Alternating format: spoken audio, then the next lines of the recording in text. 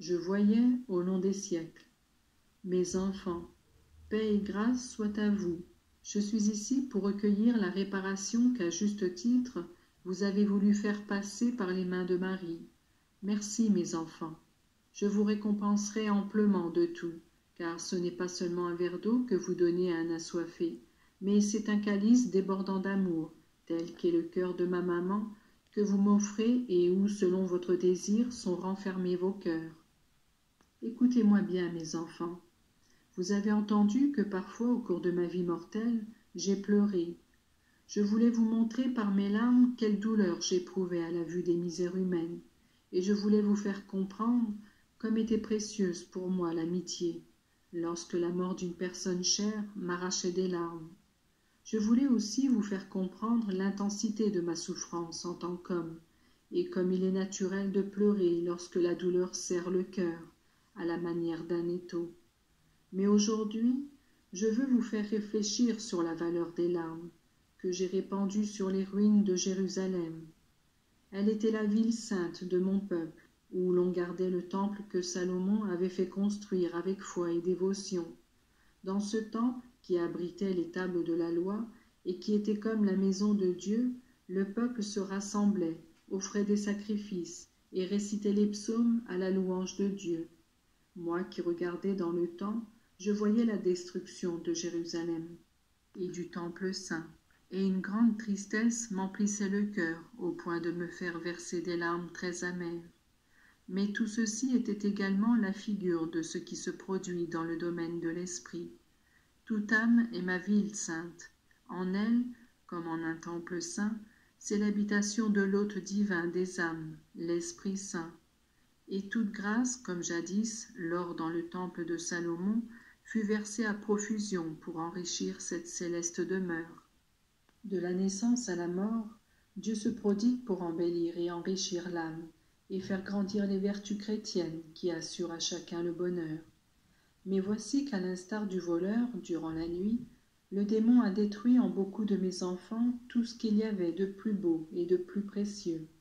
Comme pour le temple de Jérusalem, il n'est pas resté pierre sur pierre. C'est la ruine la plus complète à laquelle ont consenti les âmes elles-mêmes. Il arrive quelquefois que l'ennemi s'introduise dans le camp adverse, ou le voleur dans une maison, mais ils le font furtivement, alors que les soldats ou le maître de maison dorment. Mais ce qui me navre le plus, c'est ceci. Mes enfants ont ouvert toutes grandes les portes à l'ennemi de leur âme, et ils ont permis et voulu leur ruine. Ainsi vous voyez des personnes qui marchent le long des rues du monde et vivent dans vos maisons, et qui sont comme des cadavres ambulants. L'âme est la partie spirituelle de l'homme, grâce à laquelle il vit, comprend, est libre. C'est par le péché qu'est entrée la mort. On n'entend plus la voix de Dieu, et l'on devient esclave de Satan. Et c'est ainsi qu'à une vie sereine et heureuse avec Dieu, on préfère une vie de mort en esclave. Voilà la première signification de mes pleurs sur ma Jérusalem, l'âme. Mais une autre tristesse m'emplissait le cœur. Je regardais au long des siècles et je voyais mon Église persécutée et torturée. Je voyais des fils de prédilection apostasier aux côtés de ceux qui, spontanément, donnaient leur vie pour témoigner de leur foi. Depuis 2000 ans, ma céleste Jérusalem, céleste parce que fondée par le Fils de Dieu, l'Église fut, est et sera toujours combattue, dévastée, torturée. L'erreur s'insinuera comme l'ivraie dans le champ de blé, semé de la main du démon et de ses satellites pour massacrer la vérité. Chaque époque a ses martyrs, chaque siècle a ses erreurs. Et maintenant, plus que jamais, la désolation blesse le cœur du chef visible de l'Église et de votre Jésus.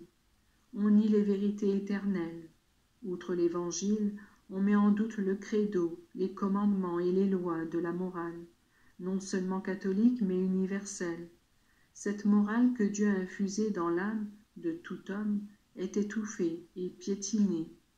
C'est ainsi qu'il y a encore désolation et douleur, parce qu'à la vérité se substitue l'erreur, à laquelle on ouvre toutes grandes les portes.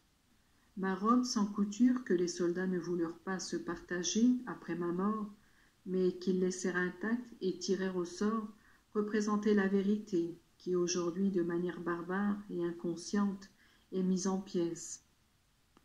Maintenant encore, dans le sacrement de l'autel, comme jadis au jardin de Gethsémani, j'agonise et je souffre, non pour moi-même, mais à cause du dommage qui en résulte pour mes enfants. Vous êtes ici pour réparer, et moi je vous en remercie. Je voudrais pouvoir vous dire que vos prières, elles aussi contribueront au triomphe de l'Église, ma douce épouse. Je voudrais pouvoir vous affirmer que les âmes qui actuellement sont la proie du démon seront libérées, mais il faut que tous les bons s'unissent en un continuel recours à Dieu, et que la prière ne cesse jamais. Il faut que les bons ne se laissent jamais vaincre par le respect humain, et qu'ils défendent la vérité. Elle n'a pas d'autre représentant infaillible que le pape et ceux qui sont unis à lui. Mes enfants, je vous dis encore merci. N'ayez pas honte de pleurer avec moi sur la destruction de ma Jérusalem. Une autre patrie, un autre temple, une autre ville vous attendent, la ville éternelle, le temple de Dieu, le ciel. Je bénis tout le monde et je vous aime.